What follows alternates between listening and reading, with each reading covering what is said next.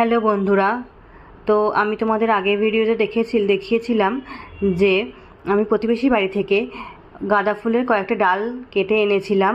তো শুধু গাঁদা ফুলের কয়েকটি ডাল আমি কেটে আনিনি, তো তার সাথে আরও কয়েকটা গাছের ডাল আমি কেটে এনেছি। তো দেখে নাও। তো এই দেখো, দেখতে পাচ্ছ এখানে জবা ফুলের গাছ রয়েছে। তো জবা ফুলের গাছ থেকে একটা ডাল আমি কেটে এনেছিলাম। আর পার্পেল কালারের চন্দ্রমল্লিকা গাছ ছিল ওখানে, তো ওখান থেকে কয়েকটা ডাল আমি কেটে এনেছিলাম। আর এনেছিলাম বেলফুল আর জুঁই ফুলের ডাল।